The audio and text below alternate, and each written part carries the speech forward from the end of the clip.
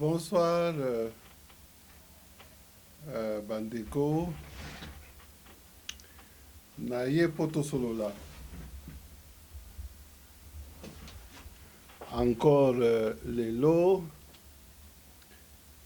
Vous savez que, bonsoir Bandeko, je disais que Naye poto solo là encore les lots. Parce que nous attendons un moment historique demain. Président a sala discours. Toyebi biso nyonso. Discours oyo bato nyonso bazozela. Après consultation na ye, président promettra qu'il a un discours pour a décider Makambolini, il faut un sala pour que Mboka et Bonga. Bon, démarche à président, c'est pour faire un gouvernement d'union sacrée. Bon, parlant d'union sacrée, il faut vraiment saluer des marches au président parce que depuis Kala, les 18 ans de Kabila au pouvoir, parce que quand on parle d'union, c'est-à-dire qu'on veut mettre tout le monde ensemble, on veut unir les gens, ne pas exclure les uns et les autres. Voilà un peu ce que l'union sacrée implique.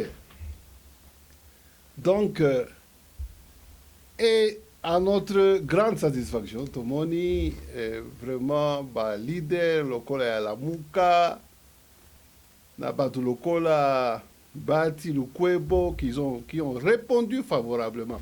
Donc, avant tout côté de Makambouana, il y a consultation. Parce que appel à président, ce n'est pas un appel qui avait exclu quelqu'un. Président Linga qui battu nous sur base la chance ya koya baloba makambo baza nango na mitema. Mais bandeko to solo la un peu to mona ndenge nini 18 ya pouvoir ya Kabila ndenge nini Kabila va coopérer. Alors peut-être ceux qui ont une idée wana malamu. Alors, nous allons apprécier correctement Makambo, président Félix Elingi Sala.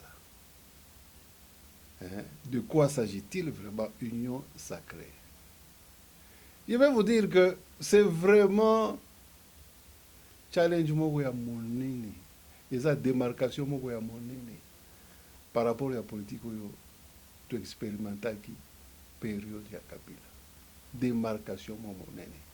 Et ce n'est pas possible, à mon sens, selon ma compréhension.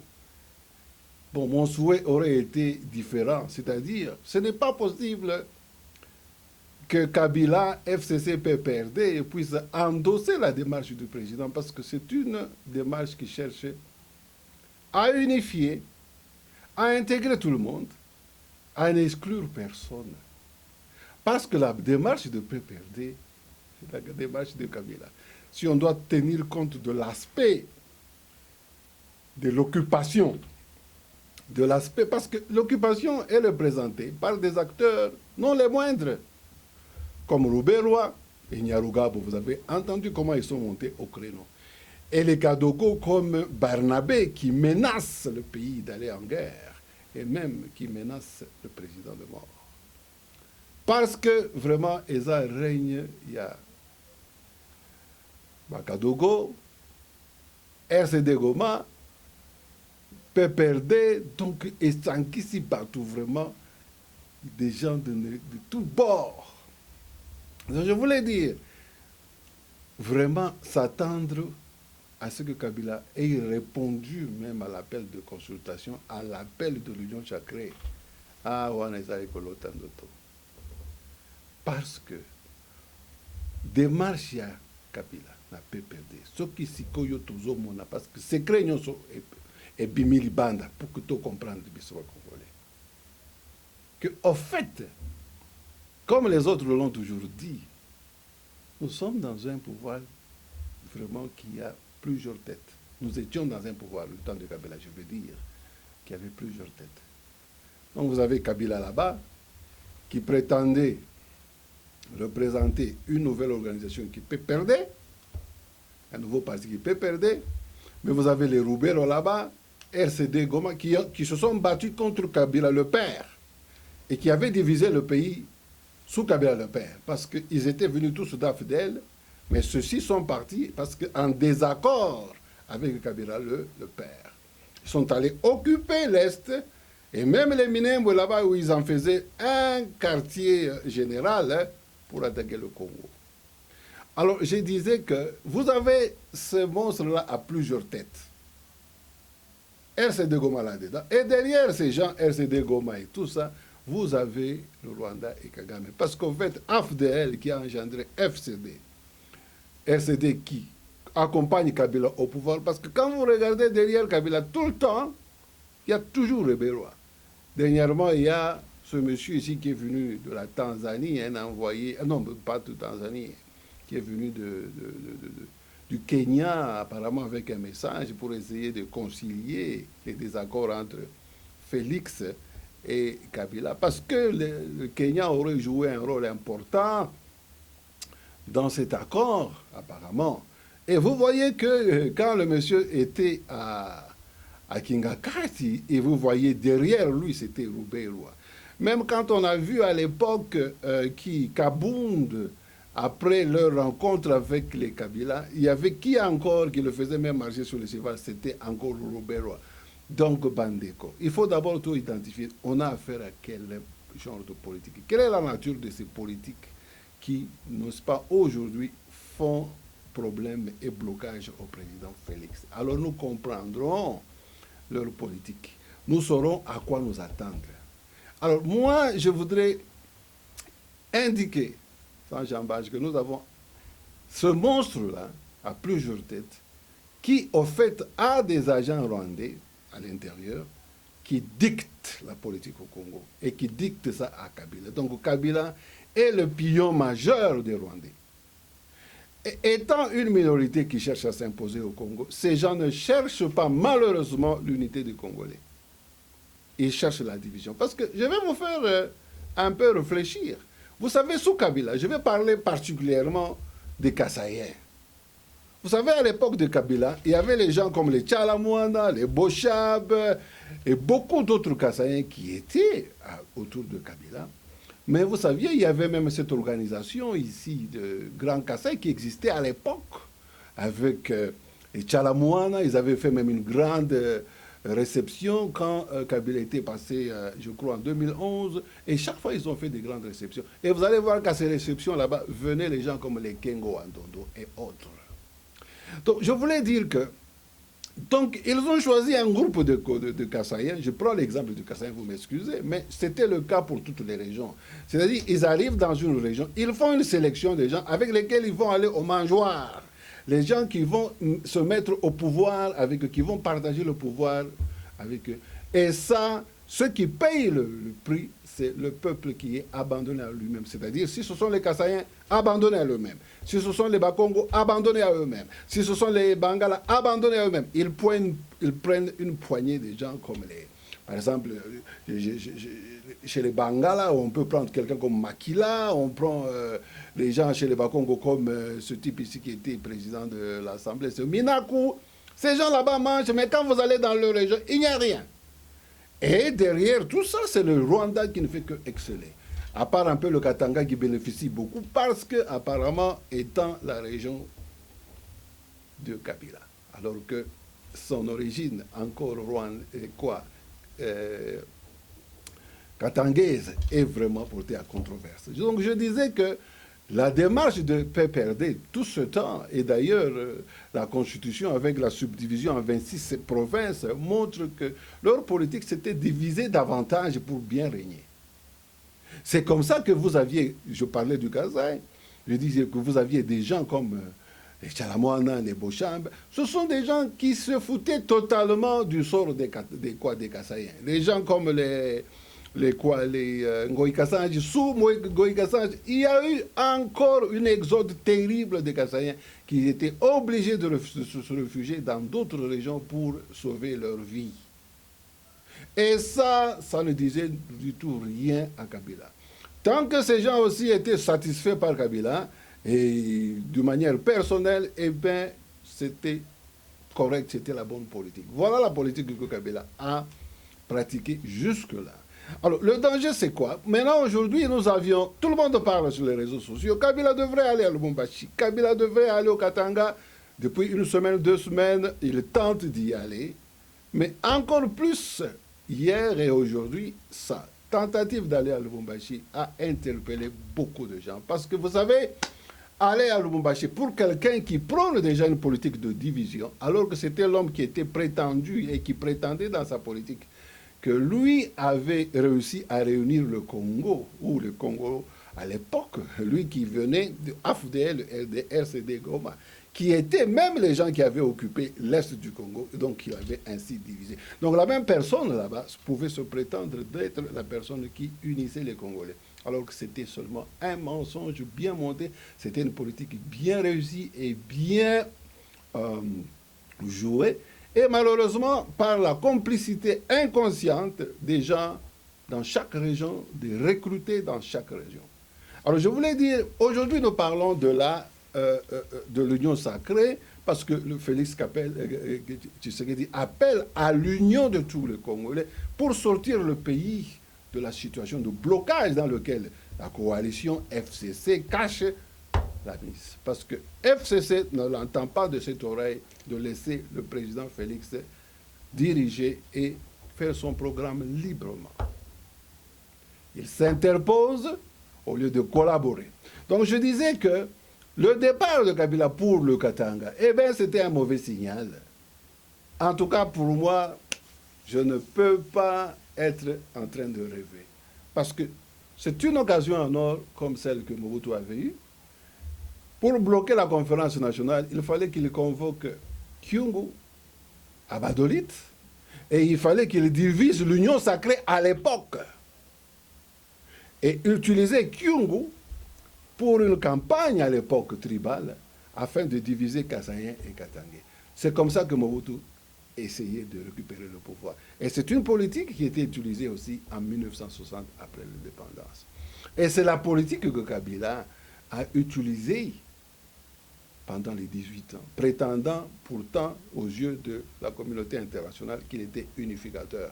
Unificateur, mais pourtant le plus grand diviseur du Congo, parce qu'on n'a jamais connu une telle division sous Mobutu.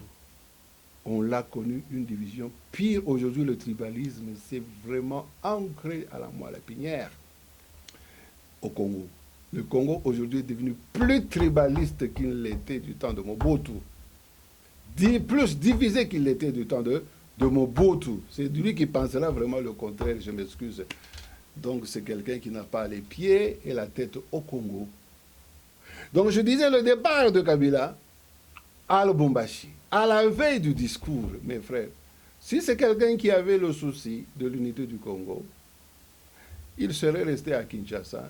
Il n'aurait pas tenté d'aller à Lubumbashi, parce que sinon, il est en train d'exploiter une chance de faire la même chose comme Kyungu, parce qu'on a entendu ce que le monsieur ici, Félix Kabange, disait déjà, non mais il faut qu'il rentre ici. Et Félix Kabange, déjà en son temps, menaçait les Kassaïens qui n'étaient pas chez eux. Vous voyez? Donc la politique et la carte qui allait se jouer ici, c'est la carte de division et c'est la carte tribale pour saboter alors les efforts du président de la République pour l'union sacrée. En tout cas, si le président avait osé laisser Kabila aller à Lubumbashi, il n'allait s'en prendre qu'à lui-même. Donc, moi, j'encourage le président à... Vous savez, je voulais donner un exemple avec les États-Unis. Les États-Unis, à un moment donné, il y avait cette division entre l'Est et l'Ouest. Mais pour qu'il y ait unité, parce que l'unité était importante pour sauver la nation, comme aujourd'hui l'union sacrée, c'est vraiment important pour sauver notre nation. C'est vraiment important pour lancer le Congo dans le chemin de développement. C'est vraiment capital. C'est obligatoire, ça s'impose. Et frères congolais, il ne faut pas penser que les étrangers, l'Afrique du Sud, l'Europe, même apparemment le monsieur ici, Cohen, qui fait des commentaires que apparemment Tshisekedi n'avait pas eu la majorité et qu'il va seulement être obligé de composer avec Kabila. Mais c'était pour lancer la balle à Kabila, en fait, parce que ce monsieur, quelquefois, il perd les pédales. Il a perdu les pédales dans le temps en parlant du contrôle de l'Est qui était effectif par les Rwandais. Pour lui, il fallait même concéder l'Est pour le Rwanda.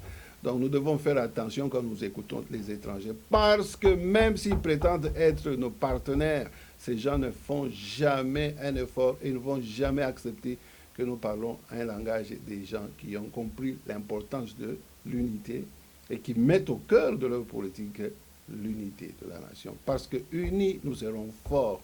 Unis, nous serons plus faibles. Unis, on ne pourra plus piller notre pays comme on l'a pillé.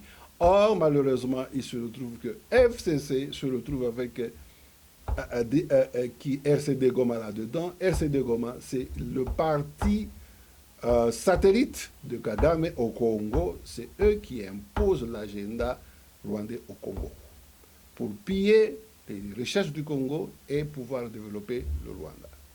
Malheureusement, c'est ça la réalité. Et maintenant, tout ce que nous pouvions regretter, c'est que autrement, contrairement à leur démarche et la démarche de Kabila, de PPRD et même de RCD Goma, qui est le parti satellite des Rwandais, mais on pouvait aller dans la démarche de Félix Tshisekedi parce que chacun trouverait son compte, même les Rwandais qui vivent au Congo. Je ne vois pas quel intérêt les Rwandais auront toujours à chercher la division et l'unité, la division du Congolais pour pouvoir, n'est-ce pas, profiter. Mais je pense que la politique du président qui annonçait, n'est-ce pas, qui énonçait donc une démarche de business développement gagnant-gagnant. Mais le président lançait vraiment a donné sa main pour collaborer avec les Rwandais. Et il a vu Kagame pour pacifier vraiment les cœurs entre les Congolais et les Rwandais. Bon, au lieu de saisir cette main, cette offre du président, moi vraiment je regrette de comprendre que les gens de PPRD sont partisans de la politique de chaos. Bon, maintenant, chers frères congolais, c'est nous, Congolais, qui avons toujours cherché à mettre fin à ce pillage et qui avons toujours dénoncé la balkanisation. C'est à nous de comprendre que l'appel du chef de l'État pour l'unité, c'est l'appel qui va au cœur de la libération du peuple congolais. Parce que unis, alors nous serons véritablement libérés. Parce que divisés, on va manipuler les uns contre les autres. C'est la haine qui va donc gagner et les gens pourront piller à leur aise le pays comme ils l'ont fait pendant le règne de Kabila. Donc l'appel de Félix Tshisekedi pour l'unité, c'est un appel qui va au cœur vraiment de la solution pour sauver le Congo, les Congolais, de ce pillage et du danger de balkanisation. Donc, on en parle, j'espère que les frères me suivent si cela est ainsi en direct sur Facebook. Voilà, je tenais vraiment aussi à parler un peu parce que demain, c'est un jour important. Le président va s'adresser à la nation. Je voulais insister sur l'importance que nous, les Congolais, nous puissions accorder, l'importance que nous devions accorder à l'unité. Parce que, vous savez, s'il y avait, à l'époque, en 1966, on avait réussi à avoir l'indépendance, bien, c'était parce que, pendant une brève période, nos leaders s'étaient mis d'accord. Et quand nous sommes d'accord, nous sommes forts, et l'ennemi ne peut pas réussir avec son complot macabre. C'est le cas parce que chez nous, les gens qui prétendaient diriger le Congo et avoir réunifié le Congo, leur complot, c'était de maintenir le Congo dans une situation de chaos, comme ça, pouvoir le piller et développer le Rwanda et développer d'autres pays étrangers aussi.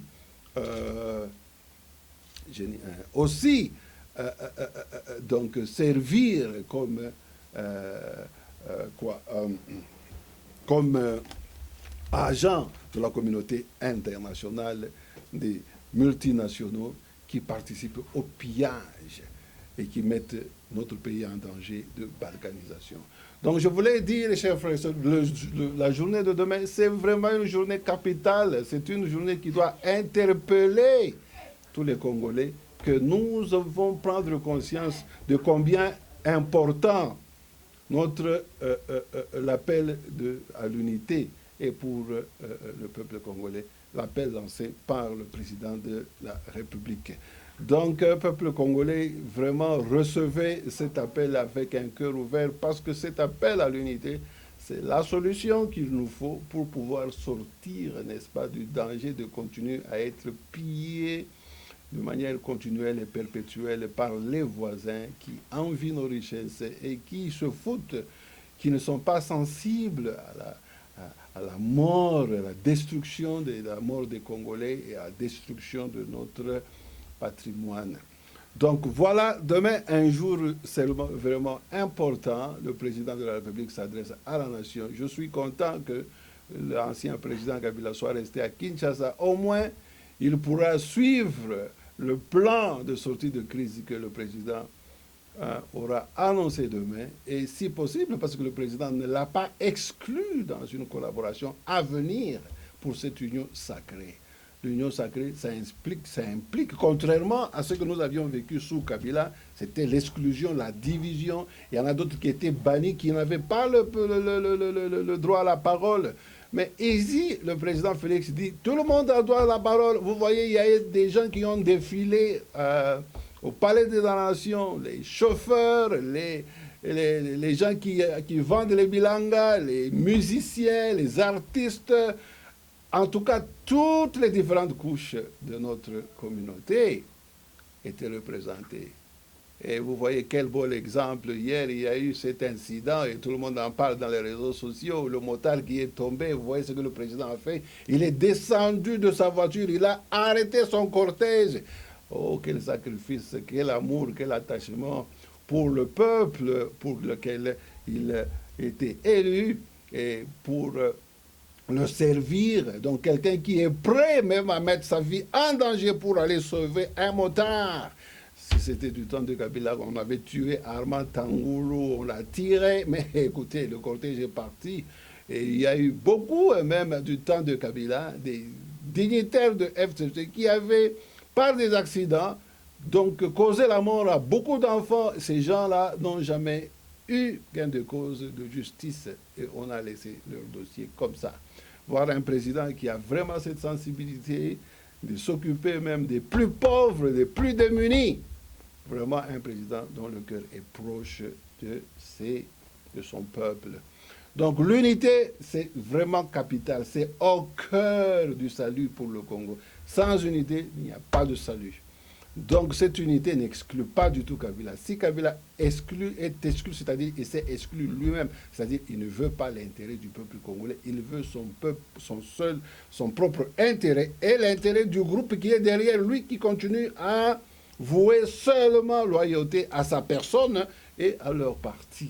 Peuple congolais, ça sera une grande trahison si c'est vraiment ça l'état mental de Kabila et de Jean de PPRD qui aurait manqué une occasion en or pour se réconcilier et pouvoir bâtir ce pays avec une véritable unité, contrairement aux impressions, aux prétentions qu'il est données pendant les 18 ans où ils ont divisé, écrasé les uns et les autres pour pouvoir se prévaloir. En tout cas, Dieu nous aura rendu justice, c'est parce qu'aujourd'hui, nous aurons découvert que nous n'avions pas affaire aux gens, nous avions affaire aux gens qui n'avaient pas vraiment le souci du peuple, mais qui avaient seulement un intérêt et un souci pour leur propre vie et leur propre intérêt, la vie de leur famille et la vie de leur leader moral. Donc, voilà, demain, nous allons avoir ce discours qui sera diffusé de 14h30, je ne sais pas combien de temps ça prendra, parce que la fois passée c'était 6 minutes, nous ne savons pas cette fois-ci combien de minutes le président prendra pour s'exprimer devant la nation. Mais en tout cas, nous lui souhaitons bonne chance, nous le bénissons, parce que la démarche d'une union sacrée, c'est une démarche vraiment salutaire.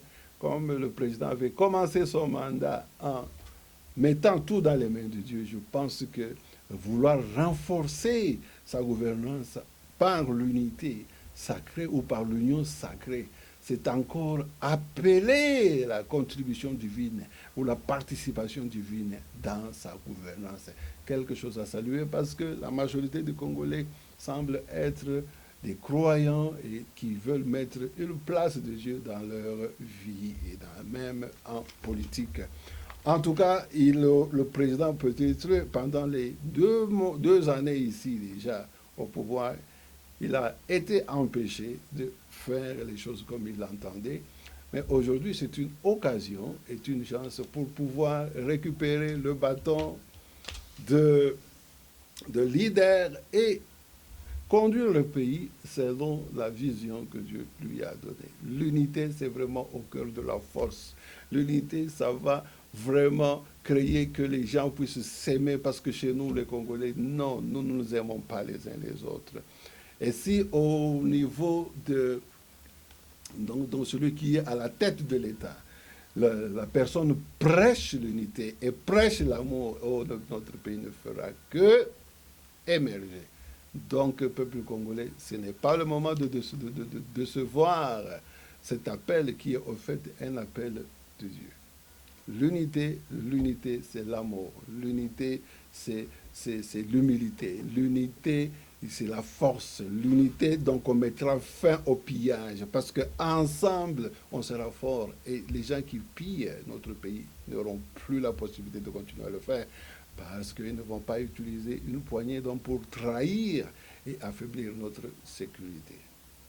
Donc, l'appel du président à l'unité, à l'union sacrée, c'est un appel qui va au cœur de la solution du Congo pour sortir le Congo vraiment de cette emprise des ennemis qui, au lieu de venir partager les richesses du Congo avec les Congolais, qui ne leur ont pas refusé l'accès, mais ils préfèrent mettre les Congolais sous le joug, les exploiter, les laisser mourir comme des chiens et aller, n'est-ce pas, s'enrichir eux-mêmes et bâtir des pays et leur bonne vie ailleurs.